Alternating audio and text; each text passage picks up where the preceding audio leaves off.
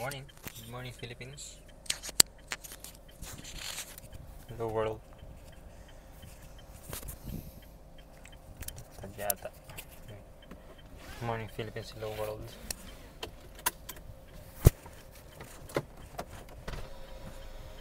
Totoklap na. Yan yung nadapura kong aso. Oo. Hindi ko alam, basta may nadapura ako eh. Bumangga dyan. Humedbang. Oo.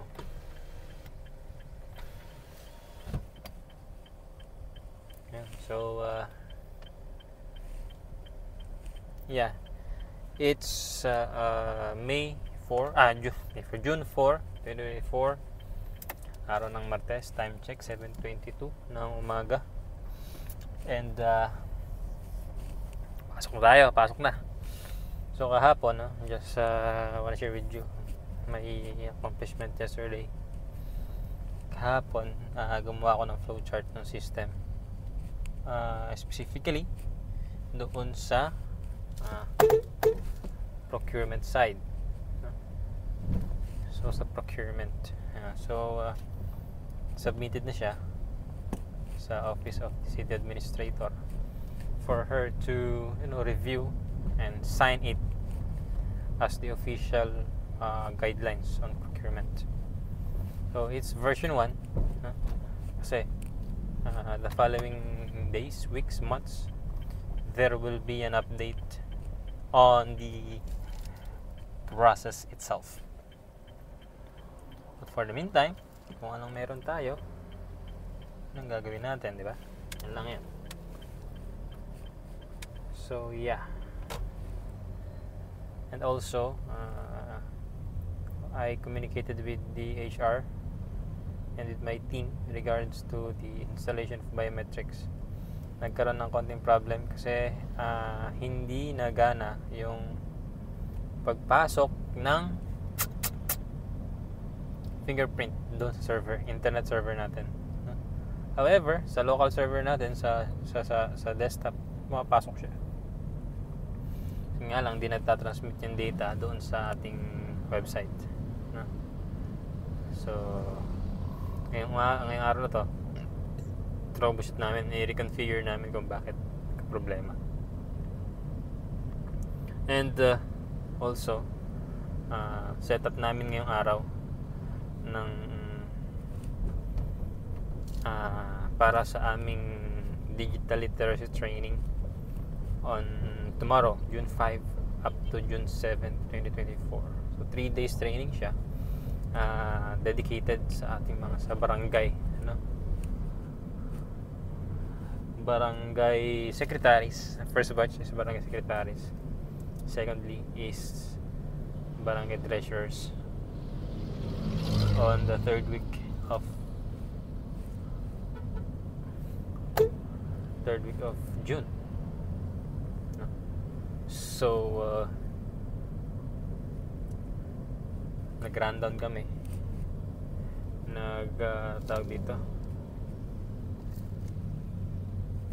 ang tawag sa engineering yun, checklist kasi tawag sa usually, pero sa engineering ibang term, punch listing kami. So okay naman, kompleto naman na kami ng gamit. Yun na lang talagang mga PC and what do you call that? Yeah, yun na lang naman ang kulang. So tomorrow, we've invited the DICT Region 3 for the talk tomorrow. So yeah, so those were my activities yesterday. Coordination meeting, coordination with the region, the bosses, and with the team. So ngayong araw na to, walang pasok sa City Hall kasi walang kuryente. However, not totally walang pasok. Yung pasok siya skeletal dahil sa baba ang load natin sa diesel, wala tayong kuryente. And however, pasok kaming lahat sa IT division kasi yun, setup namin. So yun ang activity namin ngayon. And Dota all the way again to. Usually walang pasok diba? Ano pang gagawin? Dota all the way. Also, meron akong dinaramdam. I don't know kung makita nyo siya.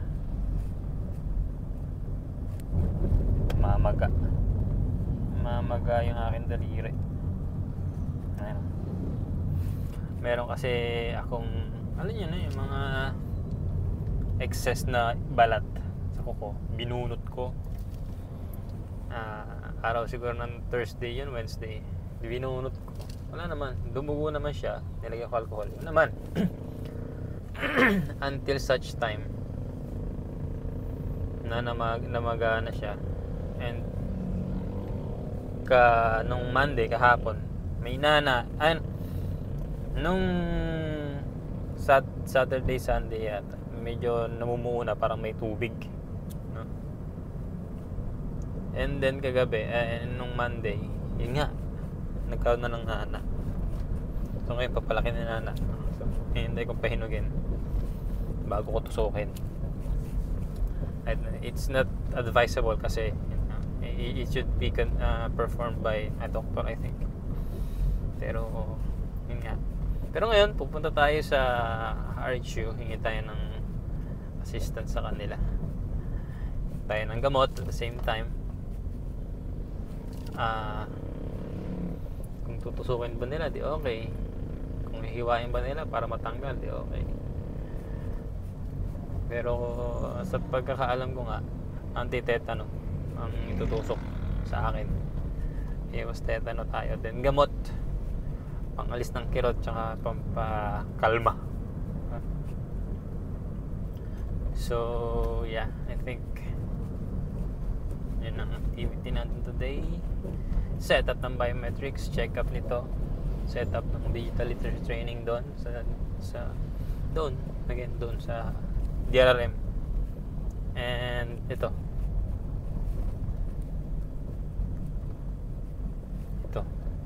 check up natin to. So yeah. And also pala, as katulad ng sinabi ko sa inyo last time, no, umutend ako ng local school board na what do you call that, local school board na meeting. So ang gagawin, though member naman ako ng MRSP, Mechatronics and Robotics Society of the Philippines. Member kasi ako doon, no?